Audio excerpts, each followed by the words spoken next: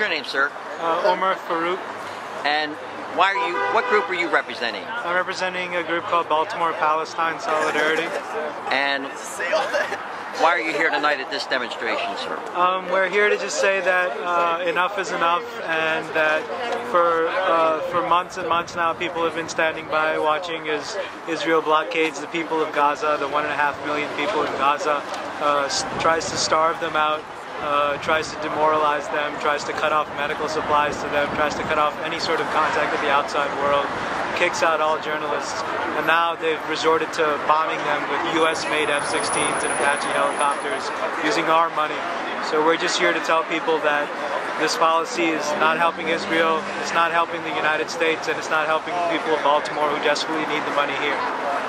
And if you could say something to President Bush, what would you tell him? I think Bush, if he wants to have a lasting, the last thing he does remembered as the killing of hundreds of civilians in Gaza, and an action that could spark worldwide war and worldwide conflict. If he wants to do that, then he can continue doing what he's doing today, which is sitting on his hands and not speaking out against what's going on. And if Bush thinks that Israel is a friend of the U.S., then they should act like a friend, and friends don't let friends kill people. Okay. Anything else, sir? That's it. Okay, thanks. Your name, sir? My name is Simon Fitzgerald. I'm a medical student in Brooklyn, New York, home for the holidays, and my mother's active in the Tikkun community, Tikkun Olam, which is Hebrew for to put back together, sort of a fundamental idea in Judaism which speaks to me, is that one of our jobs is to help heal the world. So, what's your opinion then about what's going on right now in Gaza, and what can be done to stop it? That's sort of a big question. I mean, what's going on in Gaza is part of a longer-term campaign that, you know, that shows us certain cynicism and a lack of respect for the lives of Palestinian people. And there's all this talk about rockets and stuff, and that Hamas can stop the violence at any time, where the rockets being sent in from Israel have already killed 60-some children. And so there's really a disconnect, and how to stop it is a difficult question. I think one thing that's been discussed a lot is that Barack Obama's team coming in, there's no particular reason to think that he'll go out on a limb and do anything to help the people of Gaza or to challenge the most militaristic aspects of Israeli and American foreign policy. But there's a moment where it's unclear what he's going to do, and I think we really need to push him. We really need to get together, organize ourselves, and articulate values of human life and a foreign policy that's based on those values. And so I think a lot of people are pushing one thing to really push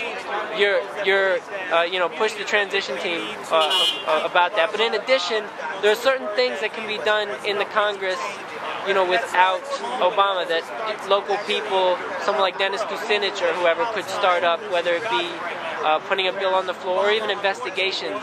If certain aspects are violating U.S. policy as it's written, but as it's not being enforced. But I think the biggest thing is to organize, get to know your neighbors, get to know the people in your area and across the country that are serious about creating a world that we want to live in, and create those networks and institutions, and keep on building them up and keep on making meaningful change in your life. Thanks a lot. What's your name, sir? My name is Stephen Cece. And what group are you representing tonight? I'm with the All People's Congress. And why are you demonstrating? I'm here because I'm in outrage of the atrocities that are taking place in the Gaza right now. It is our taxpayer money that is actually supplying the weapons and armaments that are killing Palestinians. And with a period of time of economic crisis and hardship that our people are going through, the last thing we need is more war, more harm and destruction that's going on right now. And that if anything, our government should be forcing the Israelis to negotiate a peaceful, humane settlement with the Palestinians. Anything else, Steve?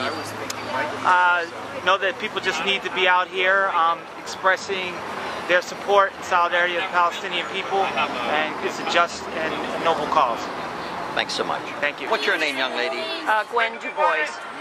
And Gwen, why are you here tonight with this protest action? Well, I'm really concerned about the fate of civilians in Gaza, because I know that the public health conditions are really awful with the blockade. You know, the health care has really been decimated, and now the hospitals trying to absorb all these casualties, and they're just telling people to stay away because they can't even handle them.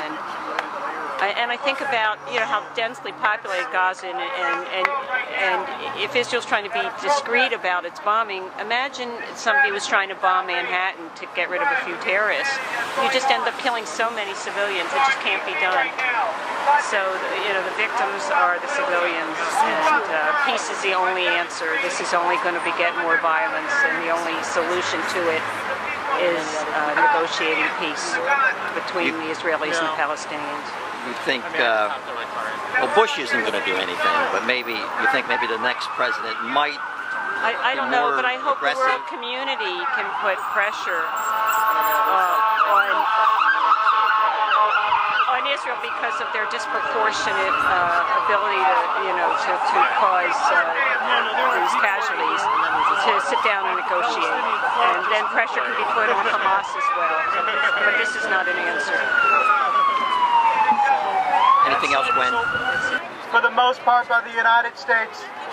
Many of them say made in the USA on them.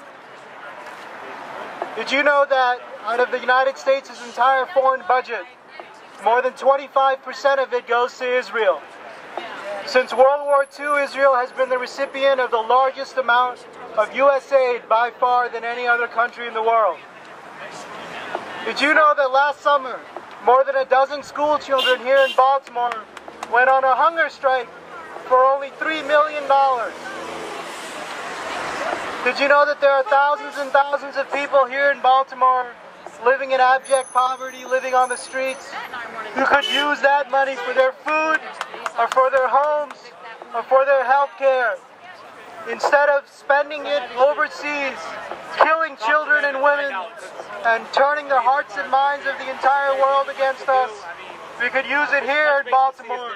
We could use it in cities like this, in small towns and big cities all around this country, and even all around this world, to make it a better place for us and everyone else. The Gaza Strip? Hell no. Is that equal? Hell no. That's war. That's murder. That's genocide. We have to put a stop to this. It's U.S. blood. It's U.S. arms. It's blood of the Americans on those bombs. We have to put a stop to this. We have to keep standing out here. Marchers all over the United States, all over the world are protesting. All over Europe are protesting. We're part of a large solidarity movement that exists all over the world, protesting the slaughter of the Palestinians in Gaza. We have to keep this up. Right on.